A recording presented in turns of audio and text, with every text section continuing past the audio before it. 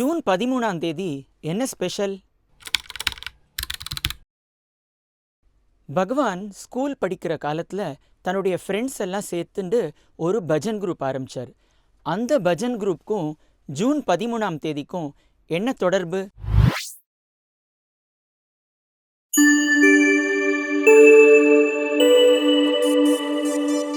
ஓம் ஸ்ரீ சாய்ராம். பகவானின் பொற்பாத கமலங்களில் அனந்த கோட்டி நமஸ்காரங்கள். கலியுகத்தில் மக்கள் கரையேறுவதற்கு சிறந்த சாதனம் அப்படின்னாக்க நாமஸ்மரணை.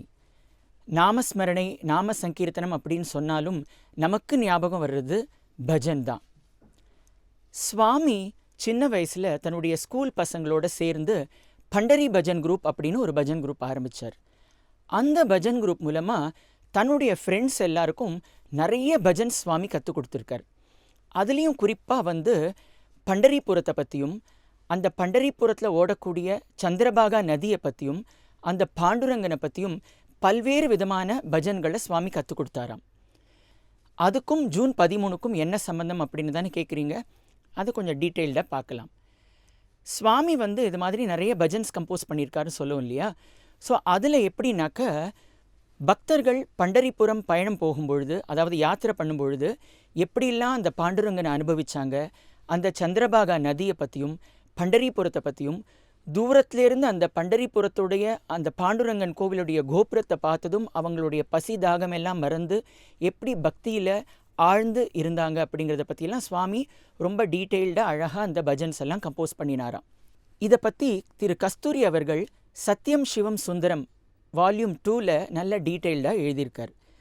பண்டரிபுரத்தில் குடிக்கொண்டுள்ள அந்த பாண்டுரங்கன் மேலே ஞானேஸ்வர், நாமதேவர், துக்காராம், சோக்காமேளா, ஜனாபாய், சக்குபாய் அப்படின்னு ஏகப்பட்ட மகாராஷ்டிரா பக்தர்கள் அபங்கங்கள் பாடி குவிச்சிருக்காங்க.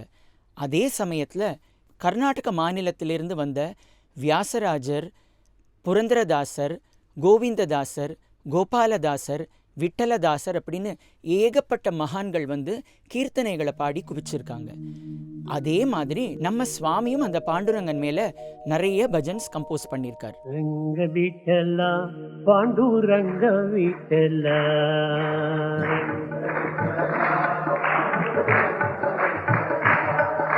ரங்க விட்டலா பாண்டுரங்க விட்டலா.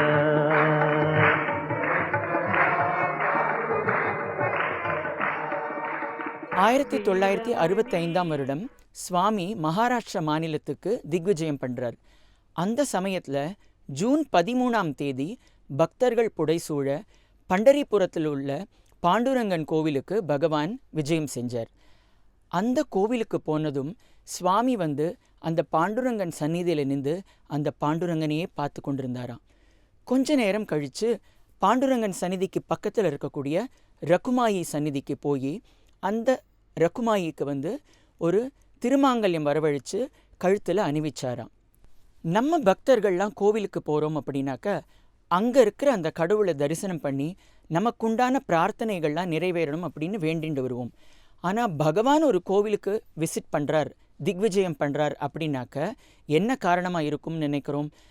அந்த இடத்துக்கு ரீசார்ஜ் பண்ணுறதுக்கும் அந்த இடத்துல உள்ள எனர்ஜியை, வைப்ரேஷன்ஸை இன்க்ரீஸ் பண்ணுறதுக்காக தான் பகவான் இந்த மாதிரி க்ஷேத்திரங்களுக்கு விசிட் பண்ணியிருக்கார். சுவாமி பாண்டுரங்கனா பல பக்தர்களுக்கு தரிசனம் கொடுத்துருக்கார். ஆனால் அந்த பாண்டுரங்கன் கோவிலுக்கு பகவானோடையே சென்று தரிசனம் பண்ண அந்த பக்தர்கள் எவ்வளோ பாக்கியசாலிகள் இல்லையா? 2022ஆம் வருடம் பிரசாந்தி நிலையத்தில் கன்வீனர்ஸ் கான்ஃபரன்ஸ் நடந்தது. அந்த சமயத்தில் பிரசாந்தி நிலையத்திலிருந்து பாண்டுரங்கனுக்கும் ரகுமாயிக்கும் புது வஸ்திரங்களும் திருமாங்கல்யமும் கொடுத்தனுப்பப்பட்டது. ஒரு வருஷமும் ஆஷாடி ஏகாதசி அந்த சமயத்தில் மகாராஷ்டிரத்தில் உள்ள பாண்டுரங்க பக்தர்கள் எல்லாம் வார்க்கரி சம்பிரதாயம் அப்படிங்கிற விதத்தில் பஜனை பண்ணிண்டே பண்டரிபுரம் நோக்கி போவாங்களாம். ஆஷாடி ஏகாதசி அன்னைக்கு பண்டரிபுரமில் ரீச் ஆகி பாண்டுரங்கனை தரிசனம் பண்ணுவாங்க. அதே மாதிரி மகாராஷ்டிரா மாநிலத்திலிருந்து வரக்கூடிய சாய் பக்தர்கள் தர்மாவரம் ரயில்வே ஸ்டேஷன்லிருந்து பிரசாந்தி நிலையம் வரைக்கும் ஒரு யாத்திரையாக அபங்கங்கள் பாடிண்டு, சாய் பஜன் பாடிண்டு, சுவாமியோடைய பாதுகைகளை பல்லக்கில் ஏந்திண்டு கரெக்டாக ஆஷாடி ஏகாதசி அன்னைக்கு பிரசாந்தி நிலையமில் வந்தடைஞ்சு சுவாமியை தரிசனம் பண்ணுவாங்க.